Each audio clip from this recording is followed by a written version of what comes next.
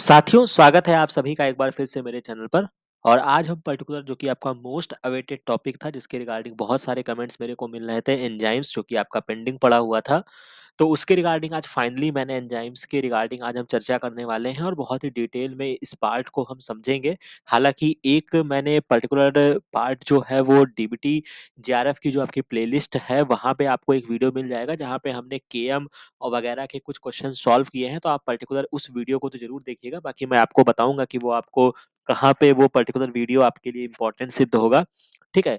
तो सबसे पहले आज हम एंजाइम्स को देखने वाले हैं, बेसिक इन्फॉर्मेशन से लेकर सबसे पहले तो आपको बेसिक्स पता होना चाहिए, उसको भी हम रिकॉल करेंगे। और उसके साथ बाकी आपके बड़ी बुक्स में, जो कि आपके लॉडिस, लैलिंजर, इन सब चीज़ों में जो आपकी मेन बुक है, रेफरेंस बुक है, वहाँ पे क्या-क्या इन्फॉर्मेशन दी गई है, तो मोर और लेस सारी चीज़ों को कवर करते हुए चलेंगे। तो बहुत ही धैर्य के साथ बने रहिएगा, ठीक है? और इस पर्टिकुलर चीज़ों को देखिएगा, ठीक है? और बाकी परेशान नहीं होना है, एक-एक लाइन आपको एक्सप्लेन किया जाएगा और सारी चीज़ें आपको समझ में आएगी। तो सबसे पहले, जैसा कि आप यहाँ पे एक फिगर देख सकते हैं कि एंजाइम कहता क्या है? तो एंजाइम कह रहा है कि we are the catalyst of the living world, मतलब हम कैटलिस्ट का काम करते हैं, हम प्रोटीन इन द नेचर होते हैं एंड इन एक्शन स्पेसिफिक। हालाँकि ये सब प्रोटीन्स, एंजाइम्स की प्रॉपर्टीज़ होती है, जिसको हम डिटेल में समझेंगे। तो यानी कि एंजाइम्स जो है, वो रिएक्शन को क्या करते हैं? कैटलिस्ट करते हैं, प्रोटीन इन नेचर के होते हैं, एक्शन स्पेसिफिक होता है, मतलब पर्टिकुलर रिएक्शन के लिए वो स्पेसिफिक होते हैं, रैपिड होते हैं, एक्यूरेट होते हैं, ह्यूज इन साइज होते हैं, but with small active site. Size enzyme का बड़ा होता है, लेकिन जो उसमें एक्टिव साइट्स होते हैं, जैसा कि आप यहाँ पे देख सकते हैं, ठीक है? इसके अलावा highly exploited for disease diagnosis in the lab centre. इनका यूज़ क्या है? तो बहुत सारे जो आपके एंजाइम्स होते हैं, उनका सर्टेन लेवल जो होता है, वो किसी पर्टिकुलर डिजीज़ में इंक्रीज़ या डिक्रीज़ होता है, तो उसके बिहाफ़ पे हम डिजीज़ को भी डायग्नोज़ करते हैं। तो यहाँ पे हम क्यों एंजाइम्स हमारे लिए पढ़ना इम्पोर्टेंट है, तो इन 4 बातों में आपको समझ में आ गया होगा। अब हम यहाँ पे एक-एक चीज़ को डिटेल में समझेंगे। तो सबसे पहले, किसी चीज़ को पढ़ने से पहले हमें उसका हिस्टोरिकल बैकग्राउंड पता होना चाहिए। तो जैसा कि यहाँ पे आपको देखने को मिलेगा, हिस्टोरिकल बैकग्राउंड जो है, बर्जीलियस ने जो था, उन्होंने सबसे पहले टर्म इस्तेमाल किया था कैटालिसिस, मतलब जो कि आप पढ़ते हैं ना कैटलिस्ट, तो कैटालिसिस टर्म का इस्तेमाल जो था, वो बर्जीलियस साहब ने किया था। लेकिन एंजाइम वर्ड जो था, वो 1878 में कुहने एक साइंटिस्ट थे, बहुत ही इंपॉर्टेंट नेम है मैं कहूँगा, ठीक है? कोई भी अगर आप बेसिक एग्ज़ाम देने जाएँगे, वहाँ से एग्ज़ाम में क्वेश्चन पूछा जाता है कि टर्म एंजाइम्स किसने दिया, ठीक है? तो टर्म एंजाइम जो है, वो आपका किसने दिया था? ये इन्फॉर्मेटिव चीज़ें हैं, ऐसा नहीं है कि एक ही बार में नहीं समझ में आ रहा है तो नहीं याद होगा, बार-बार इसको रिकॉल करिएगा तो ये चीज़ें आपको याद हो जाएँगी। तो टर्म एंजाइम जो है, वो आपके कुहने साइंटिस्ट ने दिया था, इनका नाम है, ठीक है? और इन्होंने क्या किया था, इन्होंने जो कि एक यूज़ द वर्ड एंजाइम, जो कि is to indicate the catalysis take place in the biological system. इसके बाद जो एक साइंटिस्ट आपको और याद रखना है, वो आपके बकनर साइंटिस्ट हैं, या बुचनर, जो भी इनका कह सकते हैं आप। तो इन्होंने क्या किया था, जो कि इन्होंने जाइमेज एंजाइम को आइसोलेट किया, या एक्टिव प्रिंसिपल ऑफ जाइमेज में डिस्कवर किया, और कहा कि यहाँ पे कुछ एंजाइम जैसी चीज़ें अवेलेबल हैं। तो ये कहानी जो थी, ये आपका बकनर साहब का था।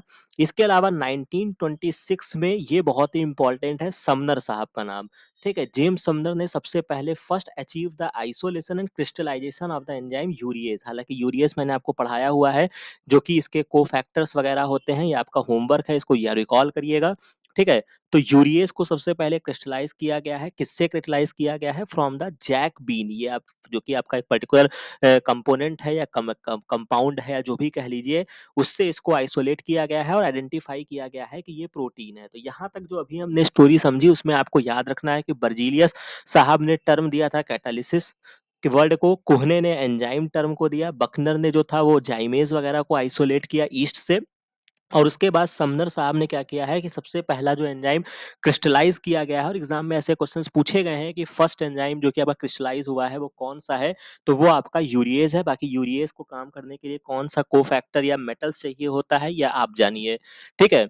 अब यहाँ पर हम नेक्स्ट पार्ट की तरफ चलते हैं, जो कि यहाँ पे मैं आपको दिखा देता हूँ। सबसे पहले जो मैं यहाँ पे आपको बताना चाहूँगा, ठीक है? एक-एक करके सारी चीज़ों को समझेंगे, जैसा कि यहाँ पे मैंने एक लगाया हुआ है कि difference between the enzymes and inorganic catalyst, यानी कि जो आप केमिस्ट्री में कैटालिस्ट पढ़ते हैं, ठीक है? अगर हम नॉर्मल कैटालिस्ट और एंजाइम्स जो होते हैं, जैसा कि अगर इसको दूसरे भाषा में कहें, तो एंजाइम्स को हम क्या बोलते हैं, बायो कैटालिस्ट कहा जाता है। ठीक है? जो लिविंग सिस्टम में कैटालिस्ट का काम करता है उसको हम एंजाइम्स कहते हैं, दूसरे शब्दों में उसको हम बायोकैटालिस्ट कहते हैं। तो किस तरीके से ये आपका इनऑर्गेनिक कैटालिसिस से भिन्न होता है, तो सबसे पहले इस बात को भी हम समझ लेते हैं। तो एंजाइम्स जो होते हैं वो आपका बहुत एक की फैक्टर है कि ऑलमोस्ट ऑल एंजाइम्स जो होते हैं वो आपके प्रोटीन होते हैं and have a complex molecular organisation होता है। ठीक है? क्योंकि आप एंजाइम्स में आप पढ़ते नहीं है मायोग्लोबिन वगैरह जो भी आपने 3D स्ट्रक्चर पढ़ते हैं, क्वाटरनरी स्ट्रक्चर पढ़ते हैं या जो भी कहानियाँ आती हैं प्राइमरी स्ट्रक्चर, सेकेंडरी स्ट्रक्चर, तो कुल मिला के ये एक कॉम्प्लेक्स स्ट्रक्चर होता है। लेकिन जो आपका इनऑर्गेनिक कैटालिस्ट होते हैं, ये आपके स्मॉल होते हैं, सिंपल मॉलिक्यूल होते हैं, जैसे आपका निकिल है, प्लैटिनम है। याद आया? ये सारी चीज़ें आपने देखा होगा कि कहीं न कहीं, किसी न किसी चीज़ों में ये इन्वॉल्व होती थी केमिस्ट्री में जब आप बहुत सारी रिएक्शंस पढ़ते थे। इसके अलावा एंजाइम की जो हॉलमार्क प्रॉपर्टी है वो ये है कि ये अकर होते हैं इन द लिविंग सेल्स में पाए जाते हैं। कैटालिस्ट जो होते हैं वो आपके लिविंग सेल्स में नहीं पाए जाते हैं। All enzyme catalyse only a specific reaction. ये याद रखिएगा, एंजाइम्स जो होते हैं वो पर्टिकुलर रिएक्शंस के लिए स्पेसिफिक होते हैं, लेकिन जो आपके कैटालिस्ट होते हैं वो नॉट स्पेसिफिक होते हैं for any one reaction and can catalyse A number of reaction. कहने का मतलब है कि सपोज दैट अगर आपका माल्टेज एंजाइम है, अगर मैं इसका एंजाइम नाम लूं, तो माल्टेज एंजाइम जो है ये केवल और केवल माल्टोज को ब्रेक करने में काम करेगा, ये सुक्रोज को ब्रेक करने में नहीं काम करेगा। ठीक है? होंगे भले ही डाइसैकराइड या कुछ भी कह लीजिए, लेकिन ये पर्टिकुलर जिसके लिए बने होते हैं उसके लिए काम करते हैं।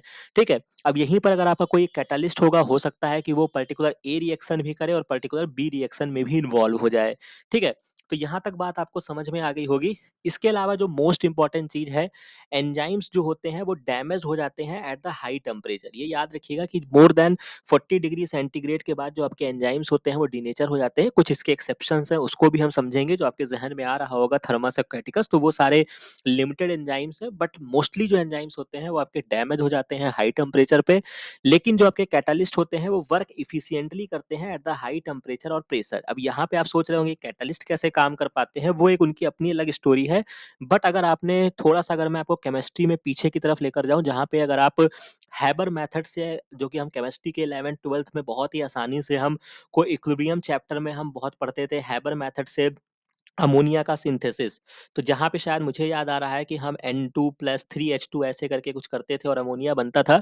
तो आपको याद होगा कि वहाँ पे हम हाई टेम्परेचर भी देते थे और प्लैटिनम शायद यहाँ पे कैटलिस्ट का काम करता था। मतलब एक ओवरऑल मैं रिकॉल आपको करा रहा हूँ कि जो कि आपकी बहुत ही हाई टेम्परेचर पे ये रिएक्शन चलती थी और प्लैटिनम वगैरह चाहिए होते थे, तो इनका कोई दिक्कत नहीं होती है, बल्कि ये हो सकता है कि पर्टिकुलर हाई टेम्परेचर पर ही काम करें। तो ये पर्टिकुलर लाइन आपको क्लियर हो गई होगी। इसके अलावा हाईली एफिशिएंट हो गए, ये मैंने आपको बता दिया। जैसे माल्टोज़ के ऊपर माल्टेज़ ही काम करेगा, कोई और कार्य नहीं करेगा, और ये जो होते हैं वो लेस एफिशिएंट होते हैं। तो सबसे पहली कहानी हमने क्या समझी? हमने एंजाइम्स के हिस्टोरिकल बैकग्राउंड को समझ लिया। पहले चैप्टर में हमने जो है, पहले पार्ट में मैंने आपको साइंटिस्ट के रिगार्डिंग बता दिया, डिस्कवरी के रिगार्डिंग बता दिया। दूसरे पार्ट में हमने इसको कैटालिस्ट से भिन्नता समझ ली कि किस तरीके से ये कैटालिस्ट से अलग है। अब यहाँ पर हम थोड़ा आगे की तरफ बढ़ते हैं और यहाँ पे देखते हैं कि एंजाइम्स जो होते हैं, इनका classification and mode of the actions कैसे होता है। तो जैसा कि मैं आपको अभी बता रहा था कि एंजाइम्स जो होते हैं ये आपके बायोकैटालिस्ट होते हैं। They catalyse the biochemical reaction both in vivo and in vitro. यानी कि ऐसा नहीं है, जैसा आपको पता है ना, इन विट्रो होता है, इन वाइवो होते हैं लिविंग सेल्स में, या मतलब आप टिश्यू वगैरह, टिश्यू कल्चर में अगर आप यूज कर रहे हैं, अगर आप लेबोरेटरी में यूज कर रहे हैं, तो वहां पर भी ये काम करते हैं, इन वाइवो में भी काम करते हैं। इसके अलावा जो इनकी प्रॉपर्टी समझते जाइएगा, एक एक लाइन में यहाँ पे कहानी, मतलब एक-एक लाइन जो है वो बहुत ही इम्पोर्टेंट है। नोट्स बनाते चलिए, लिखते जाइए, बाकी स्क्रीनशॉट इसका ले लीजिएगा। दे आर हाइली स्पेसिफिक होते हैं to its substrate and have great catalytic power होता है। They enhance the rate of reaction tremendously without being change. यानी कि ये बहुत ही इंपॉर्टेंट पॉइंट है कि ये रेट ऑफ द रिएक्शन जो है, मान लीजिए कि कोई आपकी रिएक्शन की रेट है, उसको बढ़ा देते हैं लेकिन खुद चेंज नहीं होते हैं। मतलब ये समझ सकते हैं ना कि ये अनचेंज्ड होते हैं। जैसे कि फॉर एग्जांपल, ये आपने मैं आपको अगर समझाना चाहूँ, जैसे फॉर एग्जांपल मैं आपको पढ़ा रहा हूँ या आप एग्जामिनेशन हॉल में बैठे हुए हैं, ठीक है? आप एग्ज़ामिनेशन हॉल में बैठे हुए हैं, आप पेपर दे रहे हैं, ठीक है? आप क्वेश्चंस भी अच्छे से कर रहे होंगे, सब कुछ कर रहे होंगे, लेकिन बाय द वे अगर मैं उस एग्ज़ाम हॉल में अगर मैं पहुँच जाऊँ और आपकी नज़र मेरे ऊपर पड़े या मैं उस रूम में आ गया, ठीक है? हालाँकि दोनों बातें हो सकती हैं इसके रिगार्डिंग कि हो सकता है कि आप डर भी जाओ, बट मोस्ट मान के चलिए कि यही होगा कि आपका थोड़ा-सा कॉन्फिडेंस बूस्ट अप होगा, या मैं वहाँ पर आया, मैंने आपको थोड़ा-सा मतलब इनकरेज कर दिया, या मैंने आपको पीठ ही थपथपा दिया कि नहीं भैया अच्छे से हो जाएगा, कोई दिक्कत नहीं है, या आप वाइवा देने जा रहे हैं, तो कुछ भी चीज़ें ऐसी हो रही हैं कि आप एग्ज़ामिनेशन हॉल में एंटर करने जा रहे हैं, मैं बाहर खड़ा हूँ, तो इससे क्या होता है कि एक आपको मोटिवेशंस आता है या आपका कुछ भी होता है, बट अल्टीमेटली मैं ही हूँ, ठीक है?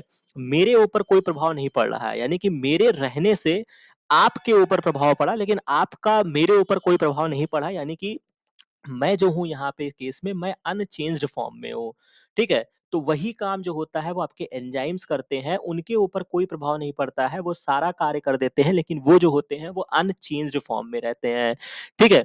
इसके अलावा जो इम्पोर्टेंट चीज़ है, ऑल एंजाइम्स जो होते हैं वो आपके प्रोटीन्स होते हैं, लेकिन यहाँ पे आपको कुछ एक्सेप्शन देखने को मिलेगा, जो कि small group of catalytic RNA molecule भी डिस्कवर किए गए हैं, जिनको हम राइबोजाइम बोलते हैं। ये बहुत ही इंपॉर्टेंट क्वेश्चन है, जो कि आईसीएमआर 2019 में पूछा गया है ये क्वेश्चन, ठीक है? कि स्टेटमेंट को लेके क्वेश्चन आपको मिल जाएगा।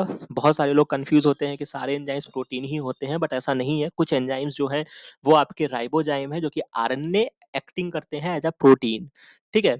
अब यहाँ पर जो है like protein the molecular weight of the enzymes range from about 2000 से ज़्यादा तक या मिलियन तक भी इनका हो सकता है, कोई दिक्कत की बात नहीं है। Enzymatic activity of proteinaceous enzyme may be affected depending on the conformational structure as well as its denaturation. तो कुल मिला के उनकी एक्टिविटी जो होती है वो कन्फर्मेशन स्ट्रक्चर, इसके अलावा अगर वो डीनेचर हो रहे हैं या कुछ भी ऐसी स्थिति आती है तो उसपे प्रभावित होती है। There are many enzymes which require cofactor, इनको अपना काम करने के लिए एक कोफैक्टर की आवश्यकता होती है, जो कि इनके मतलब समझ रहे हैं ना, जैसे फॉर एग्जांपल इनको अपने काम करने के लिए एक कोफैक्टर मतलब एक साथी की आवश्यकता होती है, ऐसे समझ लीजिए। अब ये जो कोफैक्टर है अरबी बहुत अच्छे से इसको समझेंगे, ये आपके कॉम्प्लेक्स ऑर्गेनिक मॉलिक्यूल हो सकते हैं जिनको हम कोएंजाइम्स कहते हैं, और it may be a metal ion, जैसे कि आपके फेरस, मैंगनीज, जिंक, मैग्नीशियम, जैसा कि आपको बहुत सारे आपने रिएक्शंस पढ़े होंगे, तो जैसे आपने डीएनए पॉलीमरेज पढ़ा, तो मैंने आपको क्या बोला है, डीएनए पॉलीमरेज को अपना काम करने के लिए मैग्नीशियम चाहिए होता है, ठीक है? तो यानी कि उसको या तो मेटल चाहिए या तो उसको कुछ आपको कोएंजाइम्स चाहिए होते हैं, जो कि कोएंजाइम जो होते हैं वो आपके ऑर्गेनिक मॉलिक्यूल होते हैं। जैसे विटामिन्स आपने पढ़ा होगा, बहुत सारे रिएक्शंस में क्या होते हैं, विटामिन्स जो होते हैं ये आपके कोएंजाइम के तरीके काम करते हैं, और विटामिन्स क्या है, आपका ऑर्गेनिक मॉलिक्यूल है। तो यानी कि क्या है, समझ में आ रही है बात जो यहाँ पे लिखी हुई है? इसके बाद एंजाइम जो होते हैं, अगर इनको कोफैक्टर के साथ मिला दिया जाता है तो इसको हम क्या बोलते हैं, होलो एंजाइम, मतलब जो आपका कंप्लीट एंजाइम होता है उसको हम क्या बोलते हैं, होलो एंजाइम बोलते हैं। जैसे आपका चर्चा हमने जब आपका डीबीटी के क्वेश्चन सॉल्व करा रहे थे, तो मैंने आपको आरएनए पॉलीमरेज के रिगार्डिंग बताया था कि ये आपका क्या होता है, होलो एंजाइम है, ठीक है? होलो एंजाइम होता है। इसके बाद इन सच केसेस द प्रोटीन जो कंपोनेंट होता है उसको हम क्या बोलते हैं, एपो एंजाइम बोलते हैं। तो कुल ये टर्मिनोलॉजी चलती है, जब एक कंप्लीट एंजाइम है मतलब जो एक्टिव फॉर्म में है कह सकते हैं, उसको हम होलो एंजाइम कहते हैं। उसका जो प्रोटीन पार्ट है उसको पी से जोड़ दीजिएगा, एपो एंजाइम हो जाएगा, ठीक है? इसके अलावा इनको विटामिन्स और क्या बोलते हैं, कोफैक्टर या कोएंजाइम्स, मेटल्स की आवश्यकता होती है। तो यहाँ तक बात आपको समझ में आ गई होगी। इसके बाद थोड़ा-सा मैं इसको और क्लीन कर देता हूँ। बाकी आपको यहाँ पे घबराना नहीं है, ठीक है? यहाँ पे मैं आपको बेसिक से लेकर आखिरी तक पढ़ाऊँगा, और अगर आपको कुछ ऐसा नहीं है कि इसमें कोई बहुत, मैं कई चीज़ों का यहाँ पे मिक्सचर करके लेकर आया हूँ, जहाँ पे तरह-तरह के कंटेंट्स आपके लिए इकट्ठा किए हैं, ठीक है? तो अगर आप चाहते हैं कि इसको डिटेल में पढ़ना, तो आराम से आपको बेसिक्स बुक्स में मिल जाएगा, और हालाँकि मैंने आपको बता भी रखा है जो मेरी स्ट्रैटेजी वाला वीडियो है, ठीक है? कहीं आपको अलग नहीं जाना है, जो भी आपके लिए इम्पोर्टेंट चीज़ें हैं वो मैंने एक जगह पिरोया है। बाकी अगर आपको लगता है कि मुझे इसको बहुत डिटेल में पढ़ना है, तो आप यू सत्यनारायण पढ़ सकते हैं। इंस्टेंट नोट्स की एक बुक है जो मैंने अपने टेलीग्राम चैनल पे अपलोड कर रखी है, उसको डाउनलोड करके पढ़ सकते हैं। इसके अलावा लैलिंजर, वॉटसन से भी आप देखेंगे, लॉडिस से मैंने कंटेंट उठाए हैं, और इसके अलावा जो भी आपके एनसीईआरटी में लिखा हुआ है मैं उस चीज़ को पढ़ा रहा हूँ। तो 5-6 चीज़ों का ये मिक्सचर है। तो बाकी अगर आपकी इच्छाएँ भी जागृत होती हैं कि मुझे बहुत डिटेल में पढ़ना है, तो आप इस पर्टिकुलर बुक्स को रेफ़रेंस में ले सकते हैं, ठीक है? बाकी यहाँ पे मैंने एक समराइज़ करके सारी चीज़ों को लगाया हुआ है, ठीक है? तो यहाँ तक बात आपको समझ में आ गई। इसके बाद यहाँ पे और समझ लेते हैं कि एंजाइम्स जो है, जैसा यहाँ पे लिखा है, प्रोटीनेशियस इन नेचर होते हैं। समनर साहब का नाम आ गया, जो कि अभी हमने यहाँ पे देखा था। समनर साहब ने क्या किया था? सबसे पहले इन्होंने क्रिस्टलाइज़ किया था। किसको किया था? यूरिएज को किया था, राइट? इसके बाद यहाँ पे कुछ आपके एक्सेप्शंस होते हैं, जो अभी हमने देखा, जो कि रिसेंटली डिस्कवर्ड 2 आरएनए एंजाइम्स है। यही होता है कि जब आप डिफरेंट बुक्स पढ़ते हैं, तब आपको पता चलता है। सारी बुक्स में इन्फॉर्मेशंस नहीं होती हैं, ठीक है? अब इस पर्टिकुलर यहाँ पे लिखा हुआ है कि 2 आरएनए एंजाइम्स है, जिसमें हम राइबोजाइम की चर्चा कर चुके हैं। बाकी यहाँ पे जान लीजिए, चेच एट अल ने इसको डिस्कवर किया है 1981 में। आइसोलेटेड राइबोजाइम फ्रॉम टेट्राहाइमीनिया स्पीशीज से इसको आइसोलेट किया गया है। और एक आपका राइबोन्यूक्लियस पी होता है, जो कि डिस्कवर्ड किया है अल्टमान ने फ्रॉम बैक्टीरिया। तो ये इन्फॉर्मेटिव चीजें हैं, याद कर सकते हैं तो रखिएगा। बाकी राइबोजाइम तो आपका लिखा हुआ है एनसीईआरटी में। बाकी राइबोन्यूक्लियस पी भी आप क्या करेंगे, इसको याद रखेंगे। तो यहाँ तक एक-एक लाइन, एक-एक चीजें अभी तक आपको क्लियर हो गई होंगी। अब हम यहाँ पे एक नेक्स्ट पार्ट की तरफ चलते हैं, और यहाँ पे आपको दिया गया है कि बहुत सारे कोएंजाइम्स और प्रिकर्सर विटामिन्स और उनके रोल का क्या लिस्ट है, ठीक है? तो इसको भी समझते चलिए। आपके बहुत सारे, जैसा कि मैंने आपको बताया ही है कि जो आपके विटामिन्स हैं, इसका एक सेपरेट लेक्चर भी आपको मिल जाएगा। विटामिन्स जो होते हैं, ये आपके ऑर्गेनिक मॉलिक्यूल्स होते हैं, पहली चीज जो आपको याद रखनी है। दूसरी चीज जो होते हैं, ये आपके रिएक्शंस में एज अ कोएंजाइम के तरीके क्या करते हैं, काम करते हैं, ठीक है? अब आपके बहुत सारे आपके विटामिन्स हैं, जैसे आपका विटामिन बी 7 जो है, ये बायोटीन होता है। ये बेसिकली किसी भी रिएक्शन में अगर आपको CO2 को ऐड करना है, तो इसका रोल करते हैं। बाकी अगर आप बायोसिंथेटिक पाथवे, मेरे भी लेक्चर्स अवेलेबल हैं। इसके अलावा अगर आप थोड़ा बहुत भी जानकारी रखते हैं, तो इस चार्ट को याद करने में आपकी समस्या नहीं होगी। बट एटलीस्ट जो आपको यहाँ से समेट कर जाना है, एटलीस्ट सारे विटामिन्स का जो साइंटिफिक नेम है, वो आपको याद हो जाना चाहिए। हालाँकि ये चीज़ों के बारे में मैंने पहले ही बताया है, मैचिंग में क्वेश्चन पूछा जाता है। जैसे बी 1 है, उसका नाम थियामीन है। बी 9 जो है, वो आपका फॉलिक एसिड है। पैरिडॉक्सिन बी 6 है। नियासिन बी 5 है। पैंटोथेनिक एसिड बी 3 है। राइबोफ्लेविन आपका बी 2 है।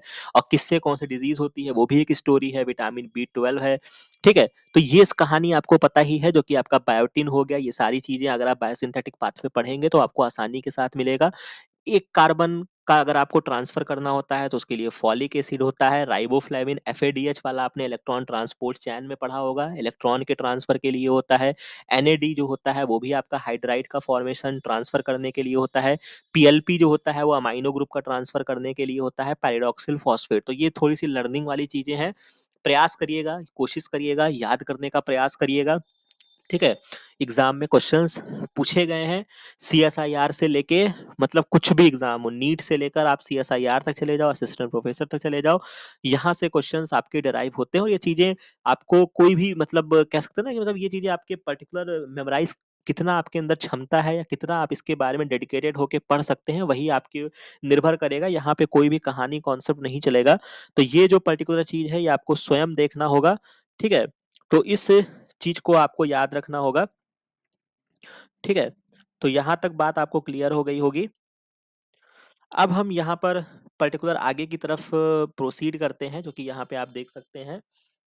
नेक्स्ट पार्ट की तरफ हम चलते हैं। यहाँ पे लिखा हुआ है कोएंजाइम्स के बारे में, हम एक दो लाइन और लिखी है। कोएंजाइम्स जो है, वो आपके टेक्स पार्ट करते हैं कैटालिसिस में, जो कि ट्रांजिस्टली इन्वॉल्व होते हैं। Career of a specific functional group को, मतलब क्या करते हैं, जैसे फॉर एग्जांपल जो आपने NAD वगैरह को आपने पढ़ा, तो ये क्या करते हैं, ये पर्टिकुलर चीजों को लेकर आते हैं, मतलब उसको दे देते हैं पर्टिकुलर सबस्ट्रेट में, और खुद निकल जाते हैं, ठीक है? तो ये क्या करते हैं, किसी चीज को लाने का कार्य करते हैं, जो कि स्पेसिफिक फंक्शनल ग्रुप होता है। एंड आर कैरियर, ये याद रखिएगा, as a carrier of a specific functional group. Most of the जो आपके कोएंजाइम्स होते हैं, वो डेराइव्ड फ्रॉम द विटामिन्स होते हैं। Organic nutrient required in the small amount in the diet, यानी कि विटामिन्स जब आप पढ़ेंगे, तो मैंने ये चीज आपको ऑलरेडी बता रखा है कि जो विटामिन्स जो होते हैं, वो आपको स्मॉल अमाउंट में आपको चाहिए ही चाहिए होता है, जो कि बहुत ही इंपॉर्टेंट चीज है। इसके बाद यहाँ पे लिखा हुआ है कि metal ions that serve as a cofactor for enzyme. तो कुछ आपके मेटल आयंस, ये चार्ट मैंने लगा दिया है, मोस्ट इंपॉर्टेंट है, याद रखिएगा। और अभी भी जो बच्चे अभी फॉलो कर रहे हैं, उन्होंने अगर अभी गेट का पेपर दिया होगा, तो वहां पे मैचिंग में ऐसा ही क्वेश्चन पूछा गया था, और यही सारी चीजें जो मैं आपको बार बार बताता रहता हूँ, वो चीजें वहां पे पूछी गई थी। जैसे अभी मैं यूरिएस की चर्चा कर रहा था, तो उसके लिए जो आपका मेटल जरूरी होता है, वो आपका निकिल जरूरी होता है। जिंक आपका बहुत इंपॉर्टेंट है। कार्बोनिक एनहाइड्रेस, अल्कोहल डिहाइड्रोजनेस, और यहाँ पे मैं एक और लिख देता हूँ, कार्बोक्सी पेप्टाइडेस। ये बहुत ही इंपॉर्टेंट एंजाइम है। इसके लिए होता है कार्बोक्सीपेप्टाइडेज का मेटल जरूरी होता है। मॉलिब्डेनम मैंने आपको नाइट्रोजन साइकिल में पढ़ाया, नाइट्रोजिनेज एंजाइम या नाइट्रेट रिडक्टेज के लिए जरूरी है। पोटेशियम आपका पायरुवेट काइनेज ग्लाइकोलिसिस पाथवे में। मैग्नीज जो है ये आपका अर्जिनेज के लिए होता है, ठीक है। मैग्नीशियम जो होता है ये आपका डीएनए पॉलीमरेज के बारे में चर्चा किया। कॉपर इलेक्ट्रॉन ट्रांसपोर्ट पढ़ेंगे तो साइटोक्रोम ऑक्सीडेज का कोफैक्टर है। फेरस या फेरिक जो है वो आपका catalase, peroxidase and cytochrome oxidase. और इसके अलावा भी ये तो कुछ एग्जांपल्स यहाँ पे लिखे गए हैं कि जो आपको याद ही होने चाहिए। बाकी इसके अलावा भी जितने भी आप पढ़िए, लगता है कि यहाँ पे कोई एक मेटल इन्वॉल्व है तो वो चीजें आपको याद होनी चाहिए, ठीक है। तो यहाँ तक बात आपको क्लियर हो गई होगी। अब हम थोड़ा-सा आगे की तरफ बढ़ते हैं और यहाँ पे चर्चा करते हैं। जैसा कि यहाँ पे दिया गया है कि हमने कोएंजाइम्स के बारे में बात कर ली। अब जो नेक्स्ट नंबर आता है वो आपके प्रोस्थेटिक ग्रुप होते हैं, ठीक है। व्हेन अ कोएंजाइम या मेटल आयन अगर कुछ टाइटली बाउंड होते हैं through the covalent bond with an enzyme protein, इसको हम क्या बोलते हैं? Prosthetic group. कुछ आपके प्रोस्थेटिक ग्रुप भी होते हैं, वो भी बहुत इंपॉर्टेंट रोल प्ले करते हैं, ठीक है। तो यहाँ पर जो होते हैं, अब इसके बारे में समझ लीजिए कि प्रोस्थेटिक ग्रुप भी आपके ऑर्गेनिक कंपाउंड्स होते हैं जो कि टाइटली बाउंड होते हैं। कोएंजाइम्स के बारे में हमने क्या देखा, वो आपके थोड़े लूजली अटैच होते हैं, ठीक है, ठीक है। ट्रांजिस्टली यहाँ पे वर्ड का इस्तेमाल किया गया था, बाकी अभी मैं आपको उसको दिखा दूंगा, आगे कहीं और एक्सप्लेनेशन आएगा। तो जो मेजर डिफरेंस होता है, कोएंजाइम्स जो होते हैं वो आपके थोड़े से लूजली अटैच होते हैं और जो आपके प्रोस्थेटिक ग्रुप होते हैं बहुत ही टाइटली बाउंड होते हैं।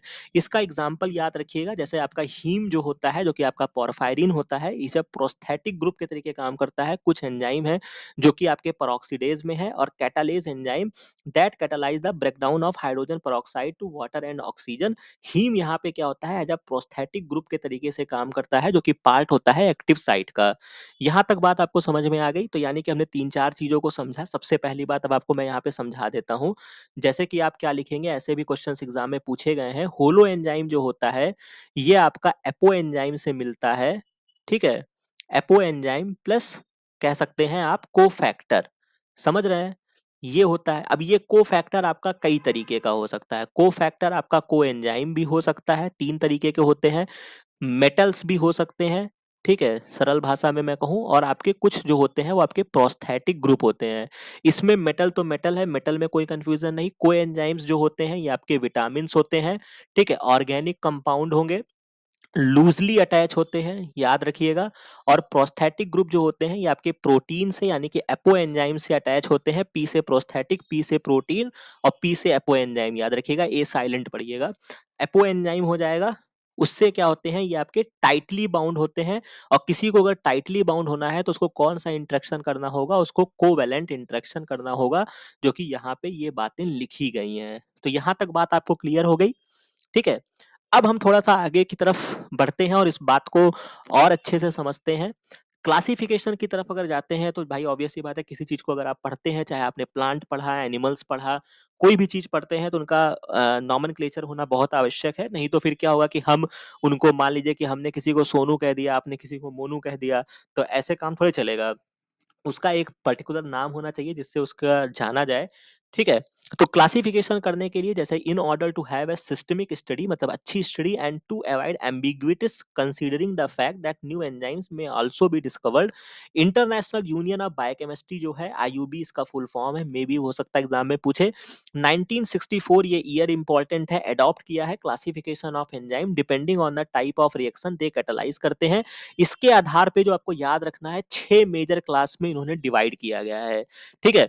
तो समझ लीजिए कि एंजाइम्स जो होते हैं वो बहुत ही इंपॉर्टेंट रोल प्ले करते हैं। इनको 6 मेजर क्लास में डिवाइड किया गया है। इसको याद करने के लिए ओ याद रखिएगा, टी याद रखिएगा, एच याद रखिएगा, एल याद रखिएगा, आई याद रखिएगा, एल याद रखिएगा, यानी O T H L I L. तो पहली क्लास जो है वो आपकी ऑक्सीडो रिडक्टेज है, जो ऑक्सीडेशन रिडक्शन रिएक्शन में इन्वॉल्व होता है। ट्रांसफरेज जो होता है वो किसी ग्रुप का ट्रांसफर करेंगे, यानी कि फंक्शनल ग्रुप का ट्रांसफर करेंगे। हाइड्रोलेज जो होता है वो हाइड्रोलिटिक रिएक्शंस करते हैं, transfer of functional group to water को ट्रांसफर करेंगे। लाइज जो होता है वो एडिशन या removal of a group to form double bond का फॉर्मेशन करेगा। आइसोमरेज जो होता है वो पर्टिकुलर आइसोमेरिक फॉर्म में कन्वर्ट करेगा, जैसे कि आपका सिस या ट्रांस या कुछ भी, मतलब उनका जो आइसोमर फॉर्म होगा उसमें कन्वर्ट करेगा। और लाइगेज तो आपने रिकॉम्बिनेंट इलेक्ट्रोलॉजी में भी पढ़ा होगा कि जो मॉलिक्यूल को क्या करेगा, जोड़ने का काम करेगा थ्रू एटीपी हाइड्रोलिसिस। तो ये याद रखिएगा, लाइगेज को अपना काम करने के लिए एटीपी की हाइड्रोलिसिस चाहिए होती है, बिना एटीपी के वो काम नहीं करता है। ठीक है, तो यहाँ तक बात आपको समझ में आ गई, कोई कंफ्यूजन नहीं होगी। बस यहाँ पे जो आपको समेट कर जाना है वो आपको ये याद रखिएगा कि 6 मेजर क्लास में डिवाइड किया गया है, और बाकी ये कौन-कौन से क्लास है, कौन-कौन से पर्टिकुलर जगह पे ये अपना रोल प्ले करते हैं, इसको याद रखिएगा, राइट? अब हम थोड़ा-सा आगे की तरफ बढ़ते हैं। बाकी यहाँ पे मैंने थोड़ा-सा एक चीज़ और भी लगा दिया है, जैसे आईयूबी ने एंजाइम कमीशन का गठन किया, और उसके बाद इन्होंने 1961 में कुछ और भी प्रिंसिपल को, क्लासिफिकेशन एंड नोमेनक्लेचर को ऐड किया, जिसमें डिवाइड किया एंजाइम को इनटू द 6 मेजर क्लास में। ईच क्लास इन टर्न सब डिवाइडेड किया गया, मतलब फर्दर अगर आप बहुत अंदर की तरफ जाते हैं तो क्लास को भी सब क्लास में डिवाइड किया गया और फिर फर्दर डिवाइड किया गया। तो सपोज दैट अगर आपको कोई भी नंबर दे दिया जाए, कि कोई एंजाइम नंबर दिया गया 5.2 1.7, तो इसका क्या मतलब है? तो इसका मतलब ये है कि जो आपका फर्स्ट डिजिट है वो क्लास को डिफाइन करती है, क्लास का मतलब पांचवा नंबर। तो पांचवा नंबर क्या है आपका? आइसोमरेज है। यहां से ट्रेस करोगे, हो सकता है बहुत कॉम्प्लिकेटेड करेगा, तभी ऐसे क्वेश्चंस पूछेगा। सब क्लास वगैरह के बारे में हम चर्चा नहीं करते हैं, तो क्लास, सब क्लास, सब क्लास, सब क्लासेस हो जाएगा, और फिर इंडिविजुअल एंजाइम्स आता है। तो यहाँ तक बात आपको समझ में आ गई, मतलब कुल मिला के जो आपका पहला है वो आपका क्लास होता है, और जब पांचवें नंबर की अगर बात आएगी तो ये आपको पहचानने को अगर दे दिया जाए तो पांचवें का मतलब क्या होगा? आपका आइसोमरेज होगा। तो यहाँ तक बेसिक इन्फॉर्मेशन हो गई। अब यहाँ पे हम प्रॉपर्टीज ऑफ एंजाइम्स की तरफ चलते हैं और देखते हैं कि एंजाइम्स की क्या-क्या प्रॉपर्टीज होती है। तो जैसा कि मैंने आपको बताया, एंजाइम्स जो होते हैं वो आपके प्रोटीन इन द नेचर होते हैं, जनरली प्रोटीन्स होते हैं। दे मे हैव एडिशनली इनऑर्गेनिक या ऑर्गेनिक सब्सटेंस उनको चाहिए होते हैं अपनी एक्टिविटी के लिए। किसी भी केमिकल रिएक्शंस के रिगार्डिंग क्या होता है, कोई भी enzymes do not start a chemical reaction but increases the rate of chemical reaction. समझ रहे हैं? ये किसी चीज को स्टार्ट या अंत नहीं करते, वो उसके रिएक्शंस को बढ़ा देते हैं। Do not change the equilibrium but bring about equilibrium very soon. कहने का मतलब है कि ऐसा नहीं है, जब आपने कभी इक्विलिब्रियम पढ़ा होगा ना, ए प्लस बी इस तरीके से करके अगर ये रिएक्शंस ए बी बना, यहाँ पे के इक्विलिब्रियम आया, तो ये पर्टिकुलर इक्विलिब्रियम को प्रभावित नहीं करते हैं, बस ये इक्विलिब्रियम को जल्दी ला देते हैं। वो कैसे लाते हैं वो हम आगे समझेंगे, समझ रहे हैं? मान लीजिए कि इक्विलिब्रियम को वो प्रभावित नहीं करते हैं, केवल और केवल उसको बहुत जल्दी ला देते हैं, मतलब उसको हेल्प करते हैं। एफिशिएंसी जो होती है, the number of substrate molecule change per minute by a molecule, इसको हम टर्नओवर नंबर कहते हैं। The higher the turnover number the more efficient enzyme. हालांकि अभी इसको मैं बताऊंगा कि टर्नओवर नंबर आगे क्या होता है और उसको कैसे निकालते हैं या क्या उसको कहते हैं। तो कुल मिला के यहाँ पे याद रखना, अगर मान लीजिए कोई आपको क्वेश्चन दे दिया गया कि पर्टिकुलर एक एंजाइम है उसका टर्नओवर नंबर 100 है, बी एंजाइम है उसका टर्नओवर नंबर 200 है, तो बताओ कौन सा एंजाइम ज्यादा इफिशियंट है? तो जिसका टर्नओवर नंबर ज़्यादा होगा, वो एंजाइम जो होगा वो सबसे ज़्यादा एफिशिएंट होगा। समझ में आ गई बात? इसके बाद अनचेंज्ड फॉर्म में होंगे, जो कि मैंने आपको अपना एग्जांपल देके बता दिया। अगर मैं किसी भी जगह पे आपके रिगार्डिंग पहुँचूँगा या कुछ भी करूँगा, तो आपका मोटिवेशन बढ़ेगा, आपकी कॉन्फिडेंस हाई होगा, ठीक है? लेकिन मेरे ऊपर कोई प्रभाव नहीं पड़ेगा। तो उसी तरीके से जो आपके एंजाइम्स होते हैं, are in no way transformed और used up in the chemical reaction but come out unchanged at the end of the reaction. ठीक है? ये आपको याद रखना है। और इसके अलावा जो आपके स्पेसिफिक इन नेचर होते हैं, जैसे माल्टेज जो होगा वो केवल माल्टोज पे काम करेगा, वो लैक्टोज और सुक्रोज पे कार्य नहीं करेगा। तो यहाँ तक बात आपको समझ में आ गई। अब थोड़ा सा आगे बढ़ते हैं, ऐसे ऐसे धीरे धीरे अभी हम कॉम्प्लेक्सिटी की तरफ जाएंगे। तो थोड़ा-सा मैं यहाँ पे आपको एक आइसोजाइम के रिगार्डिंग भी दिया हुआ था, उसको भी मैं आपको लगे हाथ बता देता हूँ कि एंजाइम्स होते हैं, उसमें एक आपकी पर्टिकुलर चीज़ें आती है जिसको हम आइसोजाइम कहते हैं। आइसोजाइम क्या होते हैं? Many enzymes are present in multiple form में पाए जाते हैं, more than one molecular form, in the same species, tissue या इवन द सेम सेल। ऐसे चीज़ों को हम क्या बोलते हैं? आइसो एंजाइम्स बोलते हैं, या इसको शॉर्ट फॉर्म में हम आइसोजाइम्स बोलते हैं। मतलब एक ही एंजाइम की कई डिफरेंट फॉर्म्स पाई जाएगी। आइसोजाइम्स जो होते हैं catalyse the same reaction but have different amino acid composition, hence possess different physicochemical properties होती है। फॉर एग्जांपल, ग्लाइकोलिटिक एंजाइम आपका hexokinase exist in the 4 isozyme form. ये याद रखिएगा, हेक्सोकाइनेज के 4 आइसोजाइम होते हैं।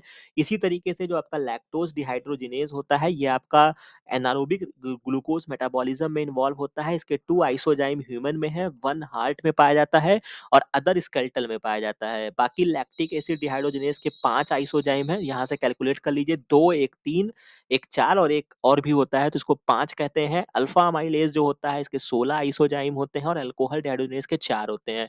तो ये आपकी इन्फॉर्मेटिव चीजें थे, याद रखिएगा। हालाँकि जो आपका एलडीएच वगैरह होते हैं, ये बहुत सारी चीज़ों में एज़ आप कह सकते हैं कि हार्ट के केस में भी ये जो होता है, ये आपका डिटेक्शन करने के लिए यूज़ किया जाता है। मायोकार्डियल डिफ्रैक्शन वगैरह को देखने के लिए यूज़ करते हैं। बेसिक इन्फॉर्मेशन है, किसी भी बुक में आसानी के साथ मिल जाएगा। तो ख़ैर हमने जब एंजाइम्स को पढ़ रहे थे, तो हमने आइसोजाइम की भी चर्चा कर ली कि मतलब ये आपके मतलब कह सकते हैं ना कि एक ही मैनी एंजाइम्स प्रेजेंट जो होते हैं मल्टीपल फॉर्म में, मोर देन 1 माइक्रो फॉर्म में होते हैं, एक ही स्पीशीज़ या टिश्यू में पाए जा रहे होंगे। ठीक है? जैसे फॉर एग्जांपल आपका LDH1 है, LDH2 है, LDH3 है। इस तरीके से जो इनके डिफरेंट फॉर्म होते हैं, इनको हम क्या बोलते हैं? आइसोजाइम्स बोलते हैं। तो यहाँ तक बात आपको समझ में आ गई होगी। अब हम यहाँ पे थोड़ा-सा आगे बढ़ते हैं और बात करते हैं कि एंजाइम्स कैसे काम करते हैं, और उसमें जो एक आपकी बहुत ही इंपॉर्टेंट प्रॉपर्टी आती है, वो आपकी होती है एक्टिव साइट। ठीक है? अब इसको समझिएगा। The catalytic reaction performed by enzyme occur at a particular site on the enzyme, यानी कि जो आपका एंजाइम्स होता है, जैसा कि हमने इंट्रोडक्शन पार्ट में पढ़ा कि ये लार्ज हो सकता है, लेकिन इतने बड़े लार्ज मॉलिक्यूल में जो एक्टिव साइट होता है वो बहुत ही कहीं माइन्यूट सा पड़ा होता है। जैसे फॉर एग्जांपल ये अगर आप स्ट्रक्चर देखें, ये अगर आपका ये पूरा ये अमाइनो एसिड का सॉरी एंजाइम्स का स्ट्रक्चर है, लेकिन जो एक्टिव साइट है वो कहीं यहाँ पर पड़ा है, कहीं यहाँ पे पड़ा है, कहीं यहाँ पड़ा है, या अगर ये फोल्डेड फॉर्म में आया तो आपको यहीं यहीं पर केवल एक्टिव साइट्स देखने को मिल रहा है। ठीक है? तो यानी कि किसी एक पर्टिकुलर लोकेशन में होता है, इस साइट को हम क्या बोलते हैं? एक्टिव साइट बोलते हैं। ठीक है? And represent only small part of the total size of the enzyme. The active site is a clearly defined pocket, एक तरीके का पॉकेट कह सकते हैं या क्लेफ्ट कह सकते हैं, जो एंजाइम में होता है, वेयर द होल और ए पोर्शन ऑफ ए सबस्ट्रेट जो होते हैं वो आके बाइंड करते हैं, मतलब जो आपका सबस्ट्रेट मॉलिक्यूल होगा वो एक्टिव साइट पे आके क्या करेगा? फिट हो जाता है। एक्टिव साइट जब आपको देखने को मिलेगा, हमेशा आपको देखने को मिलेगा हैज अ 3 डायमेंशनल स्ट्रक्चर होता है, since it consist of portion of A polypeptide chain, यानी कि आपको 3D स्ट्रक्चर में एक्टिव साइट्स आपको देखने को मिलेंगे। वेरियस नॉन कोवेलेंट, ये बहुत ही इंपॉर्टेंट लाइन है, जैसा कि मैंने आपको ऑलरेडी समझा रखा है, चाहे वो आपका एंटीजन एंटीबॉडी हो, चाहे वो आपका एंजाइम सबस्ट्रेट हो, ये सारी चीज़ों में जो लिंक इन्वॉल्व होता है वो आपका नॉन कोवेलेंट होता है। क्यों होता है? इस बात को भी हमने पहले एक्सप्लेन कर रखा है, तो मैं अभी यहाँ पे नहीं कहूँगा। ठीक है? तो यहाँ पर क्या है, आपके वेरियस नॉन कोवेलेंट बॉन्ड्स पाए जाते हैं in the enzyme substrate binding are, जो कि आपके नॉन कोवेलेंट में कौन कौन आएगा? Electrostatic, hydrogen bond, van der Waals force and hydrophobic interaction. The active site often comprises non polar involvement बनाते हैं which facilitate the binding of substrate and the catalysis. However, some polar residue may be present. This type of environment is not found in any other region of the enzyme molecule. तो यहीं से ही मिलता जुलता यहाँ पे मैंने questions भी paste कर रखा है, ताकि आपको ये ना लगे कि क्या पढ़ रहे हैं या क्या पढ़ा रहे हैं। ये आपका डीबीटी जेआरएफ 2020 का क्वेश्चन है, जो कि सीधा पूछा गया है कि एंजाइम बाइंड करता है सबस्ट्रेट से कैसे। तो यानी कि सबस्ट्रेट से कैसे बाइंड करता है, इसी पैराग्राफ में लिखा था, हाइड्रोफोबिक इंटरेक्शन, हाइड्रोजन बॉन्ड, और आगे जाके आप देखेंगे तो उसमें सेफ कॉम्प्लीमेंट्री का भी रोल होता है। तो यानी कि इसमें जो आपका राइट आंसर निकल कर आएगा वो आपका आएगा all of the given options is the correct. Right? तो समझ में आ गई। अभी तक हमने क्वेश्चंस को सॉल्व भी कर रहे हैं, लाइन से आपको मैं दिखाता जाऊंगा। ठीक है? कोई यहाँ पे फर्जी चीजें आपको नहीं बताई जा रही है, और ये आपका जो बेसिक है उसको भी क्लियर करेगा, और अभी हम बहुत आगे तक जाएंगे। ठीक है? अब यहाँ पर हम नेक्स्ट पार्ट की तरफ बढ़ते हैं। अब यहाँ पे एक्टिव साइट्स से कैसे ये कार्य करते हैं, उसके लिए कुछ हाइपोथेसिस दी गई हैं, उनको भी हम लगे हाथ समझ लेते हैं। इसमें जो एक हाइपोथेसिस है वो फिशर साहब ने दी थी, इसको हम लॉक एंड की हाइपोथेसिस बोलते हैं। तो 1894 में लॉक एंड की मॉडल प्रपोज किया था, आपके सबस्ट्रेट और एंजाइम कैसे इंटरेक्ट करते हैं, इसको एमिल फिशर साहब ने बताया। According to this model, complementarity structure features are present होते हैं बिटवीन एंजाइम एंड सबस्ट्रेट, जो कि यहाँ पे अभी आपका लिखा हुआ था एक ऑप्शन में। शेप कॉम्प्लीमेंट्री की जो यहाँ पे बात की गई थी वो इसीलिए की गई थी क्योंकि ये आपका फिशर साहब ने बताया है। ठीक है? जिसमें क्या होता है, एंड द एक्टिव साइट जो होते हैं वो प्री शेप्ड होते हैं, जिसमें क्या होता है, आपका सबस्ट्रेट आके बाइंड कर जाता है। The substrate can fit into its complementary site of the enzyme. जैसे आपके ताला कुंजी का एग्जांपल अगर आप ले लीजिए, ताला चाबी का ले लीजिए, जिस तरीके से ताले में पर्टिकुलर चाबी के लिए खांचा बना होता है कि वही पर्टिकुलर चाबी जाके फिट बैठेगी। तो इस तरीके से जो आपके फिशर साहब ने उन्होंने एक हाइपोथेसिस दी, एक कहा मतलब एक मॉडल बताया कि इस तरीके से एंजाइम वर्क करता है, जिससे क्या होता है, this result in the formation of an enzyme substrate का कॉम्प्लेक्स बनता है। तो देख सकते हैं यहाँ पे बहुत ही सुंदर डायग्राम बना है। ये आपका एंजाइम है, यहाँ पे आपका खाँचा बना हुआ है। इस खाँचे में क्या होगा, यही कह लीजिए आपका एक्टिव साइट है, जहाँ पे क्या होगा, आपका सबस्ट्रेट आके बाइंड करेगा इसी पर्टिकुलर खाँचे में और एंजाइम सबस्ट्रेट का कॉम्प्लेक्स फॉर्मेशन होगा और जिससे पर्टिकुलर आगे रिएक्शन होके आपको क्या मिलेगा, प्रोडक्ट मिलेगा। समझ में आ रही है बात? अब आगे बढ़ लीजिए।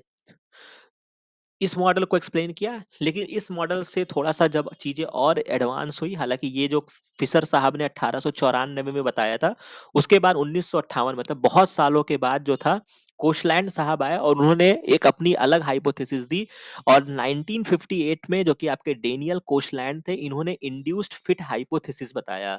ठीक है? इन्होंने क्या कहा, he suggested that the structure of a substrate may be complementary to the active site in the enzyme substrate complex but not in the free enzyme. इनका कहने का मतलब है कि हो सकता है कि वो उसके कॉम्प्लीमेंट्री हो, लेकिन फ्री एंजाइम जब रहता है तो ऐसा नहीं है। The interaction between the substrate and the enzyme induces conformational change करता है in the enzyme which aligns, मतलब क्या होता है कि जब ये एंजाइम सबस्ट्रेट का रिएक्शन होता है तो ये कन्फर्मेशनल चेंज होता है। ठीक है? जिससे क्या होता है, अमाइनो एसिड रेसिड्यू या अदर ग्रुप में जो कि आपके जब सबस्ट्रेट बाइंड करता है, the relationship between a substrate and an active site resemble hand and woollen glove. यानी कि जिस तरीके से आपका हाथ होता है और आप दस्ताना पहनते हैं, कि जैसे ही आप पहनते हैं उसी तरीके से वो अडॉप्ट कर लेता है या फिट हो जाता है, वही कहानी इन्होंने बताने का प्रयास किया। During interaction the structure of one component जो है या हैंड जिस तरीके से आपका रिजिड रहता है and the shape of the second component जो कि आपका एक्टिव साइट कह लीजिए या ग्लव्स है, वो उसके अकॉर्डिंग ढल जाता है। समझ रहे हैं ना बात? आपका हैंड तो एक ही जैसा रहेगा, लेकिन जिस तरीके से जब आप ग्लव्स पहनते हैं तो वो उसी के अकॉर्डिंग आपके हाथों में फिट हो जाता है। तो इस पर्टिकुलर चीज का इस्तेमाल करते हुए, एग्जांपल लेते हुए कोशलैंड साहब ने कहा, इंड्यूस्ड फिट हाइपोथेसिस दिया 1958 में। अब इन्होंने क्या बताया है, इस डायग्राम को भी समझ लीजिए। ये आपका एंजाइम है, ये आपका सबस्ट्रेट है। ये खांचा आपको दूसरे तरीके नजर आ रहा होगा और ये जो है वो आपको दूसरे तरीके त्रिभुज तरीके दिख रहा है या ट्रायंगल दिख रहा है। लेकिन क्या है कि इनका ये कहने का मतलब है, ये जो भी हो, जो भी स्ट्रक्चर का होगा, जो भी चीजें होंगी कॉम्प्लीमेंट्री होगी, लेकिन जैसे ही ये आपस में इंटरेक्ट करेंगे तो ये ऑटोमेटिक ही इसमें जाके फिट हो जाएगा। और इसका जो इन्होंने एग्जाम्पल दिया, अगर हम सरल हिंदी भाषा में मैं आपको बताना चाहूँ तो दस्ताना और हाथ का एग्जाम्पल देकर इन्होंने अपनी बात को रखी।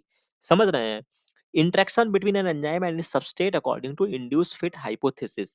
बाकी इसको थोड़ा सा जो और भी इंपॉर्टेंट, थोड़ा अगर गहराई में जाके समझना चाहें, इसको प्रपोज किया कोशलैंड ने 1958 या 9 जो भी कह लीजिए। According to this theory the active site of the enzyme contain two group. अगर इसके और डिटेल में जाते हैं तो एक आपका बुटरेसिंग ग्रुप होता है, एक आपका कैटालिटिक होता है। बुटरेसिंग ग्रुप जो होता है वो सपोर्ट करने के लिए होता है सबस्ट्रेट को, एंड कैटालिटिक ग्रुप जो होता है वो कन्वर्ट करता है। तो खैर इतने डिटेल में आपको जाने की आवश्यकता नहीं है, थोड़ा जब आप बहुत लार्ज में ये थ्योरी पढ़ेंगे तब आपको समझ में आएगी। बट अभी हम इतने डिटेल में जाने के हमारे पास समय नहीं है और ना यहाँ से बहुत ज़्यादा क्वेश्चंस आपके डराइव होते हैं बुट रेसिंग और कैटालिटिक से लेकर।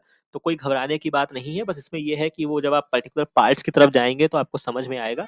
तो बस इतना याद रखिएगा, बुट रेसिंग ग्रुप जो होता है वो सपोर्ट करता है। ठीक है? तो खैर यहाँ तक हो गई। इसके बाद अगर हम एंजाइम की स्पेसिफिसिटी की बात करते हैं तो उसके रिगार्डिंग भी थोड़ा सा डिटेल में मैं आपको समझा देता हूँ। हाईली स्पेसिफिक होते हैं। In fact the properties that make enzyme such as a strong catalyst are their specificity of a substrate binding and their ideally arranged of catalytic group. Various type of enzyme specificity are जो होते हैं किस किस तरीके के हो सकता है, वो ग्रुप स्पेसिफिक हो, पर्टिकुलर ग्रुप से बाइंड करें। एब्सोल्यूट स्पेसिफिसिटी भी हो सकती है, स्टीरियो स्पेसिफिसिटी हो सकती है, ज्योमेट्रिकल स्पेसिफिसिटी हो सकती है। मतलब समझ रहे हैं, ये जो आपका टेक्निकल टर्म्स हैं अभी इसको समझ लेते हैं। ग्रुप स्पेसिफिसिटी का मतलब क्या है, when enzyme act on several different closely related substrate then it's called is a group specificity. मतलब उस पर्टिकुलर ग्रुप के मॉलिक्यूल से ही रिएक्ट करेंगे।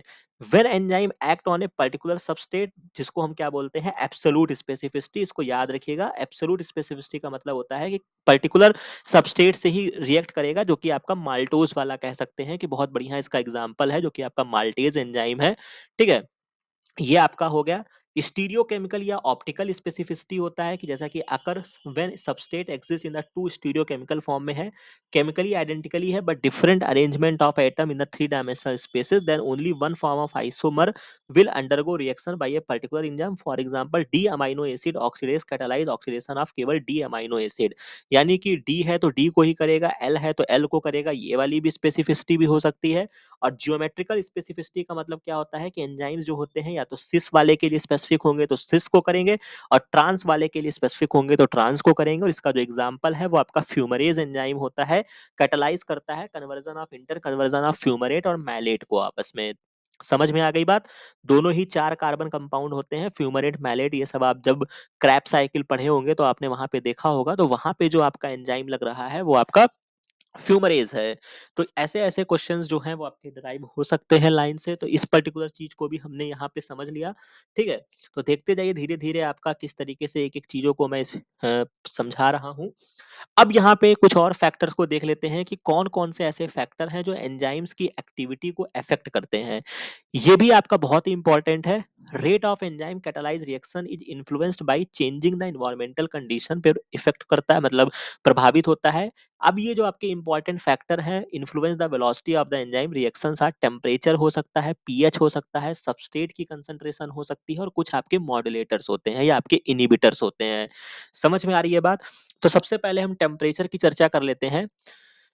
जैसा कि आपको पता ही है, the rate of enzyme catalyse reaction increases with increase in the temperature up to a maximum and then falls, यानी कि जब आप इसका ग्राफ प्लॉट करेंगे तो पहले ये इंक्रीज करता है, टेम्परेचर बढ़ाते जाएंगे, लेकिन एक सर्टेन लेवल आने के बाद ये गिरता जाता है।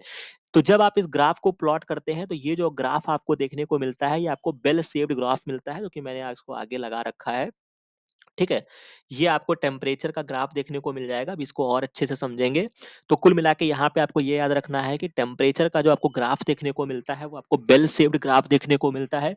The temperature at which the maximum rate of reaction occurs होता है उसको हम एंजाइम्स का ऑप्टिमम टेम्परेचर, यानी कि जिस टेम्परेचर पे वो सबसे ज्यादा एक्टिविटी करता है उसको हम ऑप्टिमम टेम्परेचर कहते हैं। और मोस्टली जो होते हैं वो डिफरेंट एंजाइम्स के लिए डिफरेंट ऑप्टिमम टेम्परेचर होता है, लेकिन जो मोस्ट एंजाइम्स जो होते हैं वो आपके 40 से 45 डिग्री पर अच्छा कार्य करते हैं।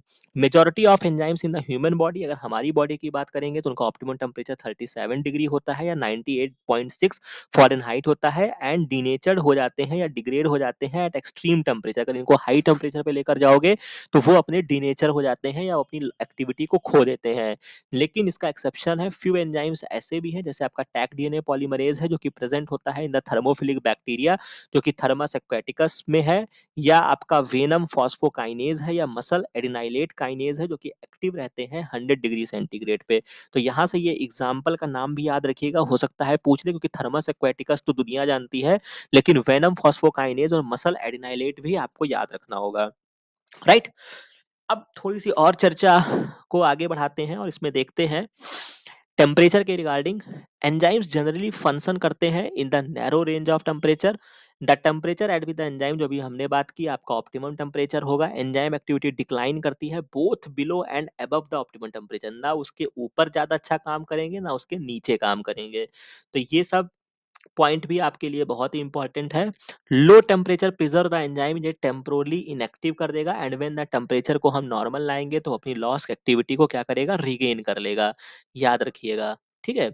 लेकिन जब हाई टेम्परेचर करते हैं तो वो डिस्ट्रॉय कर देता है एंजाइम को by causing their denaturation. At higher temperature the kinetic activity of a molecule enzyme become strong enough to break the weak hydrogen bond को क्या करता है, हाई टेम्परेचर जो होता है उसके हाइड्रोजन बॉन्ड को ब्रेक करता है, याद रखिएगा, जिससे उसकी टर्सरी स्ट्रक्चर जो एंजाइम्स की होती है वो खराब हो जाती है, resulting in the loss of its catalytic activity.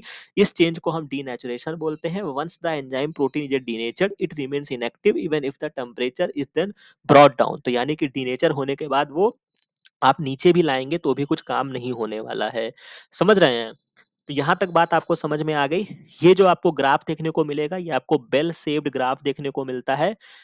ठीक है, बहुत ही इंपॉर्टेंट है, एग्जाम में पूछा जा सकता है। ये आपका रिएक्शन वेलोसिटी है, टेम्परेचर है, जैसे जैसे आपने बढ़ाया एक समय तक ऊपर गया उसके बाद ये नीचे आता गया। और जहां पर आपको मैक्सिमम वेलोसिटी या मैक्सिमम एक्टिविटी देखने को मिली इसको हम क्या बोलते हैं, ऑप्टिमम टेम्परेचर बोलते हैं। इसी तरीके से अगर हम पीएच की बात करते हैं तो हर एंजाइम जो होते हैं वो पीएच की कंसंट्रेशन से भी अफेक्ट करते हैं।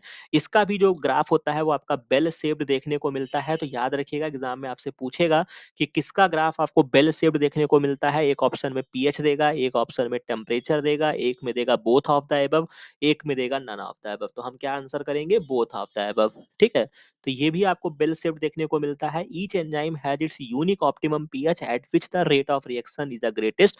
The optimum pH is the pH at which उसकी एक्टिविटी मैक्सिमम होगी। Many enzymes of higher organism show optimum reaction rate at neutral pH पे काम करते हैं, जो कि आपका 6 से 8 होता है। However there are several exceptions हैं, जैसे आपका पेप्सिन प्रोटीन एंजाइम पीएच 1 से 2। बहुत ही इंपॉर्टेंट चार्ट है, याद रखिएगा। और हालांकि मैंने अपने लेक्चर्स में, जब से मैंने आईसीएमआर के टाइम से पढ़ाना शुरू किया है, तब से मैं आपको ये चीजें रटा रहा हूँ, बोलता रहता हूँ कि इसको याद रखिएगा। एसिड फॉस्फेटेज याद रखिएगा, जो कि आपका मार्कर एंजाइम होता है लाइसोसोम का। याद आया? ठीक है, पीएच क्या होगा? 4 से 5 होगा, एसिडिक पीएच है। एंड एल्कलीन फॉस्फेटेज है, जिसका पीएच जो होता है वो आपका 10 से 11 होता है। Below and above the optimum pH the enzyme activity much lowered. And eight extreme pH जो होता है वो एंजाइम्स जो होते हैं वो टोटली इनएक्टिव हो जाते हैं। तो यहाँ तक बात आपको समझ में आ गई। इसका भी जो ग्राफ आपको देखने को मिलेगा वो आपको कैसा देखने को मिलेगा? वो आपको बेल शेप्ड देखने को मिलेगा, राइट। अब यहाँ पे थोड़ा सा आगे बढ़ते हैं, जहाँ पे हम सबस्ट्रेट कंसंट्रेशन की अगर हम बात करें, तो सबस्ट्रेट कंसंट्रेशन जो होते हैं वो भी इन्फ्लुएंस करते हैं एंजाइम की एक्टिविटी को। एज द सबस्ट्रेट कंसंट्रेशन आप बढ़ाते जाएंगे, रेट ऑफ रिएक्शन बढ़ती जाएगी। लेकिन this is because the more substrate molecule will interact with enzyme molecule, the more product जो होते हैं वो बनते हैं। ठीक है, जितना ज्यादा सबस्ट्रेट मिलता जाएगा उतना ज्यादा प्रोडक्ट बनता जाएगा।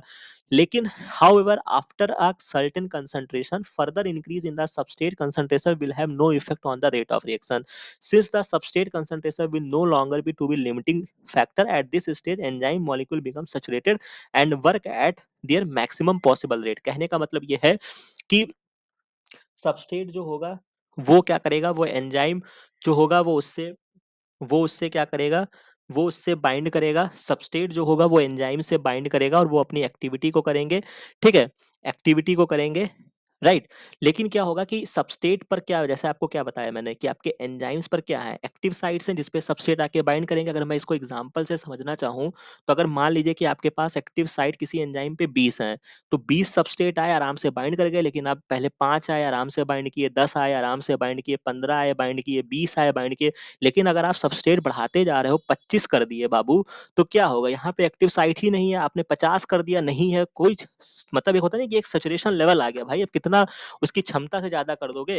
तो इसका जो ग्राफ आपको देखने को मिलता है, ये आपको हाइपरबोला ग्राफ देखने को मिलता है, जो कि बहुत ही इंपॉर्टेंट है। रेक्टेंगुलर हाइपरबोला इसको बोलते हैं। बाकी यही चीजें जाके आपका केएम वगैरह की स्टोरी में आएंगे। तो जब हम रिएक्शन वेलोसिटी के रेफरेंस में इसको फ्रेम करते हैं, तो यहाँ पे ये आपका ग्राफ जो होता है ये पर्टिकुलर इंक्रीज करेगा, इंक्रीज करेगा, इंक्रीज करेगा। लेकिन बाद में आके ये क्या हो गया है? ये आपका एक सैचुरेशन पे आ गया और ये एक बराबर हो गया। समझ रहे हैं? समझ में आई ये क्यों हुआ है सबस्ट्रेट वाली स्टोरी? तो बहुत ही इंपॉर्टेंट था, effect of the substrate concentration on the reaction rate. इसके बाद हम नेक्स्ट पार्ट को करेंगे, स्पेसिफिक एक्टिविटी वगैरह के बारे में बातें करेंगे। तो बाकी चीजें जो आज हमने यहाँ पे समझी हैं वो आपको समझ में आ गया होगा। बहुत ही आसानी से इन सारी चीजों को समझा। सबसे इंपॉर्टेंट है आप इसको अच्छे से रिवाइज करिएगा। पहले पार्ट में हमने हिस्टोरिकल इवेंट्स को देखा, उसके बाद एंजाइम्स के बारे में देखा, कैटालिस्ट से तुलना किया, proteinaceous part, holo enzyme chart, metals classification, properties, आइसोजाइम्स क्या होते हैं, एक्टिव साइट्स के बारे में समझा, लॉक एंड की हाइपोथेसिस को देखा, एंजाइम की स्पेसिफिसिटी को समझा, टेम्परेचर पीएच का ग्राफ एक जैसा होता है ये समझा, और सबस्ट्रेट कंसंट्रेशन के रिगार्डिंग हमने ये सारी चीजों को देख लिया है। बाकी रिमेनिंग पार्ट में हम कुछ और पार्ट्स को समझेंगे। ठीक है, तो इस तरीके से करके अभी बहुत ही बने रहिएगा। बहुत ही अच्छे अच्छे मतलब कंटेंट के साथ इस पर्टिकुलर चीज को आपको समझाया जाएगा। ठीक है, तो आशा है कि ये सारी चीजें जो हैं वो आपको अच्छी लगी होंगी, समझ में आया होगा। बाकी नेक्स्ट पार्ट में इसके आगे की चर्चा करेंगे। ठीक है, बाकी जो चीजें आपको पढ़ा दी गई हैं उसको अच्छे से रिवाइज करिएगा, रिकॉल करिएगा। मिलते हैं नेक्स्ट वीडियो में नेक्स्ट इन्फॉर्मेशन के साथ। Thank you very much.